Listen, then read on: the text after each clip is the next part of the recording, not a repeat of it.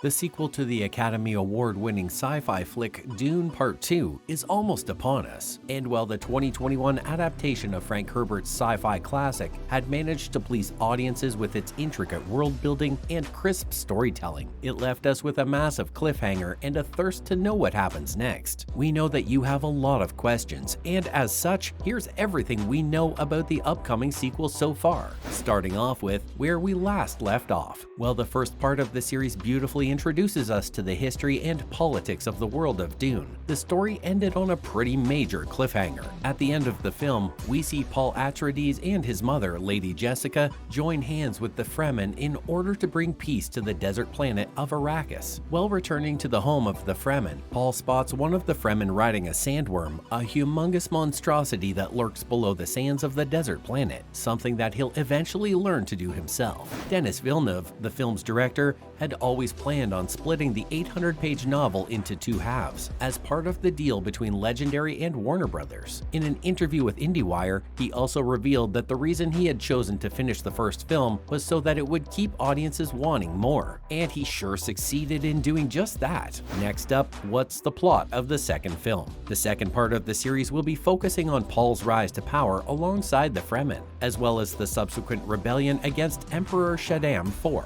Paul will also change his name to Muad'Dib, what the Fremen call the resilient desert mouse that Paul and his mother had come across during their search for the Fremen. The sequel will also introduce audiences to Princess Irulan, the eldest daughter of the Emperor, as well as another member of Bene Gesserit, the mysterious matriarchal order, like Paul's mother, known as Eniro. According to the books, Paul will also enter a political marriage with the princess, who also happens to be the narrator of the book, while also being a key character kept out of the first film. Chani, Zendaya's Fremen warrior counterpart, will play a much more prominent part in the sequel, along with Baron Vladimir Harkonnen and the House of Harkonnen. The sequel will show us Paul's rise as the Kwisatz Haderach, a super being and messiah whose mental powers can bridge space and time, born from the Bene Gesserit's secret breeding programs. Moving on, who's going to be in the movie? Despite many of the major deaths and disappearances during the first film, the sequel's cast is arguably even more exciting than its all-star predecessor.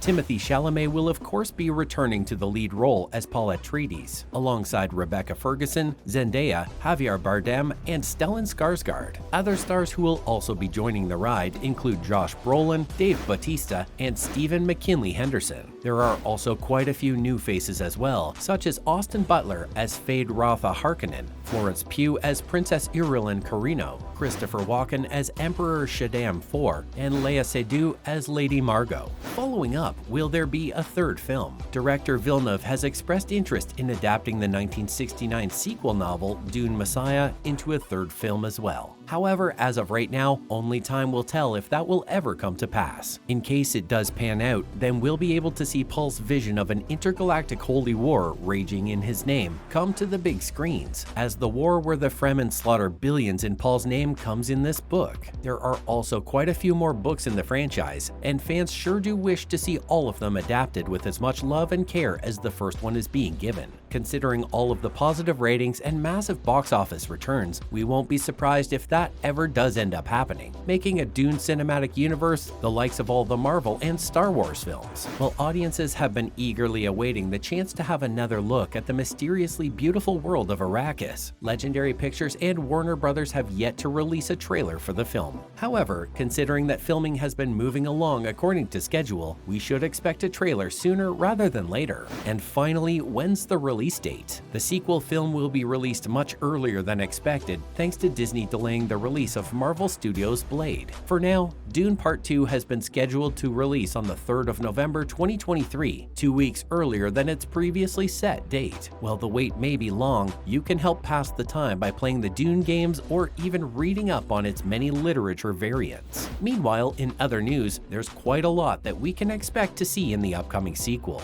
Villeneuve has barely only managed to scratch the surface of Frank Herbert's grand sci-fi epic, and with so much more left on the horizon for the franchise, let's take a look at some of the things we can expect to see in Part 2. First up, there's going to be a 2-year time jump. It's understandable if the story skips forward a couple of years, since it would give Paul and Jessica enough time to adjust to their new lives living among the Fremen. It will also allow Paul to learn to have better control over his supernatural abilities in his journey to become the leader of the Fremen. Considering the fact that Part 2 will be released an entire year from now, it makes sense why the filmmakers would want to preserve the book's timeline. Next up, we have the Baron's new Mentat. If any of you have been worrying about what happened to the computer man, Thufir Hawat, you'll be glad to know that he survives the invasion of Harkonnen on Araxes. However, according to the books, he ends up getting forced to serve the Baron as his new Mentat, since the previous one, Piter de Vries, got killed by Duke Leto's poison gas. Fortunately, he's been secretly working to sabotage the Harkonnens from within.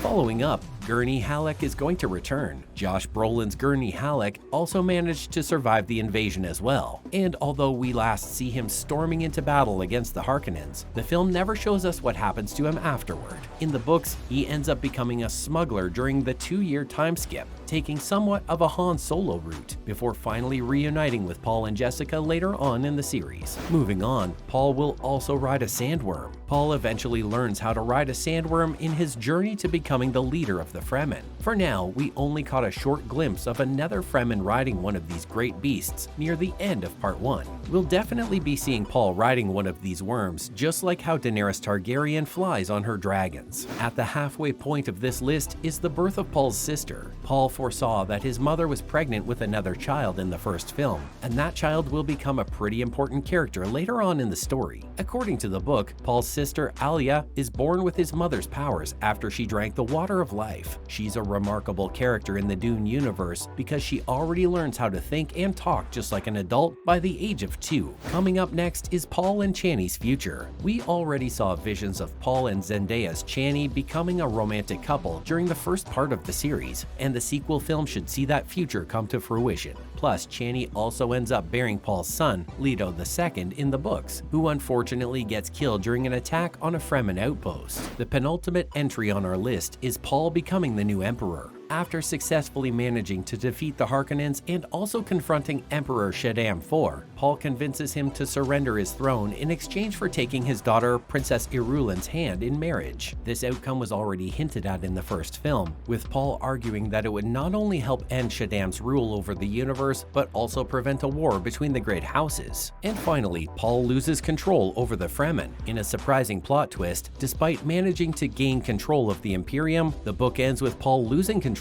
over the Fremen, who end up waging a holy war across the universe, killing billions in his name, just as he had foreseen in his visions in the first film. As of right now, we do not know how Villeneuve will be able to tackle such a depressing conclusion to the story, but considering the fact that he plans to also adapt the sequel novel Messiah, Part 2 might just end up being The Empire Strikes Back in the Dune trilogy. That's a wrap for this video. What are you expecting to see in Dune Part 2? Let us know in the comments below. Make sure to give this video a thumbs up and subscribe to our channel for more videos like this. See you in the next one.